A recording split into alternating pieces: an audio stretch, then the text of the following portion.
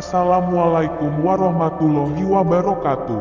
Perkenalkan, kami dari kelompok 3, Cindy Gusniawati, Muhammad Ardiansah, Nurul Muarifah.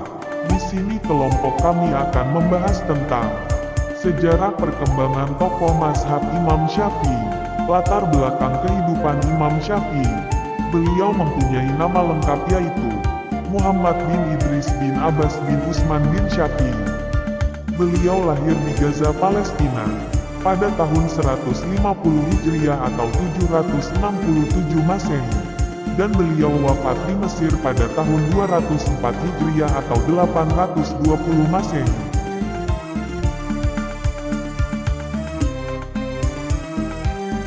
Yang selanjutnya adalah latar belakang pemikiran fikih dan ilmu fikih menurut Imam Syafi'i.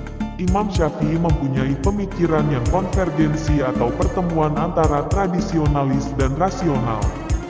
Pemikirannya cenderung moderat yang diperlihatkan dalam Qaul Qadim pendapat yang lama, dan Qaul Jadid pendapat yang baru.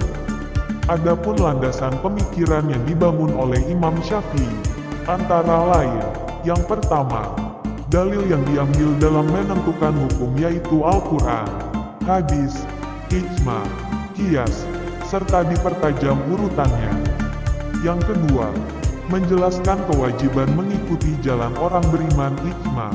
Dan yang terakhir, adalah menerangkan amar atau perintah dan nahi adalah larangan. Yang selanjutnya adalah corak dan model istinbat hukum Islam menurut Imam Syafi'i. Adapun dalil hukum yang digunakan Imam Syafi'i dalam istinbat hukum antara lain.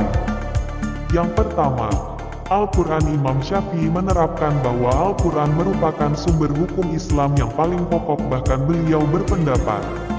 Yang kedua, Sunnah Rasul. Imam Syafi'i berkata, semua yang datang dari sunnah merupakan penjelasan dari Al-Quran, maka wajib menerima sunnah Rasulullah.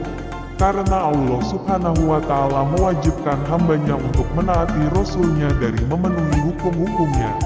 Orang yang menerima apa yang datang dari Rasulullah SAW berarti ia telah menerima apa yang dari Allah Subhanahu wa Ta'ala karena beliau telah mewajibkan kita untuk menaatinya.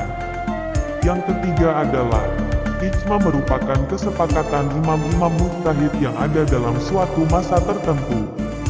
Ijma itu tidak terjadi ketika Nabi masih hidup, karena Nabi senantiasa menyepakati perbuatan sahabat yang dipandang baik, dan dianggap sebagai syariat. Dan yang terakhir adalah qiyas. Menurut Imam Syafi'i merupakan upaya menemukan sesuatu yang dicari melalui dalil sesuai dengan khobar dan nash. Imam Syafi'i adalah orang pertama yang membicarakan qiyas dengan patokan kaidahnya dan menjelaskan asas-asasnya.